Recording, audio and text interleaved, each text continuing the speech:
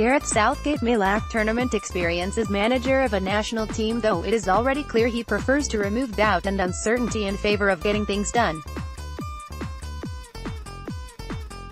The squad early, announced the captain shortly afterwards, and everyone knows where they stand.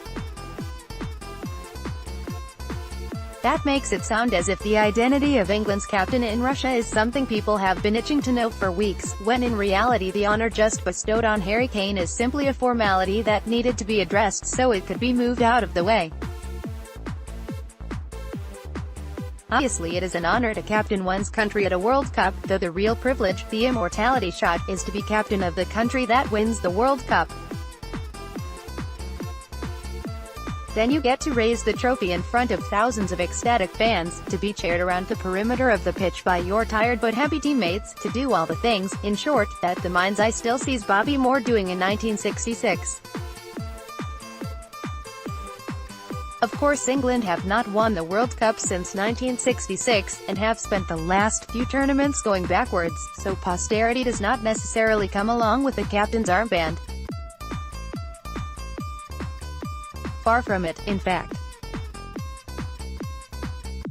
Kane's predecessor as England World Cup captain, Steven Gerrard, was the choice of Fabio Capello and Roy Hodgson at the 2010 and 2014 tournaments respectively, though neither involved clouds of glory or an ending from the pages of schoolboy fiction. In Brazil 4 years ago, England lasted 2 competitive matches. Gerrard and his team were out before the group stage had been completed. We can only hope Southgate's earnestly low-key approach can take England a little further in Russia, though it is plain that a manager's choice of captain has little bearing on the success or otherwise of the team in the tournament. Football, it is traditional to say in these biennial contemplations, is not like cricket. There is very little on-field cleverness that a captain can bring to bear to influence the result of a game.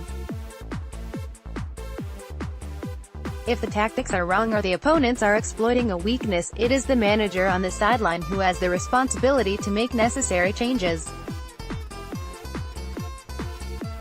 All a captain can do in adverse circumstances is to try to adhere to instructions and keep a positive frame of mind, which is the least that should be expected of any player anyway. Southgate clearly believes Kane can lead by example, though the manager's admiration for the player extends to his professional approach off the pitch as much as on it. Kane takes his football career seriously. Meticulous was Southgate's word to describe the player's high standards of preparation and dedication, and as the leading English goal scorer of his generation he is clearly someone the rest of the squad can look up to.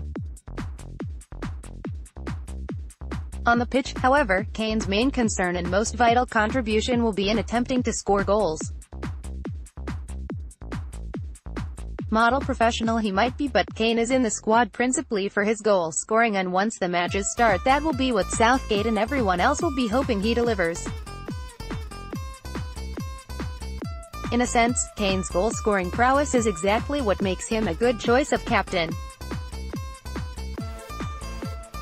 He is always going to be in the starting lineup, and that is an important consideration.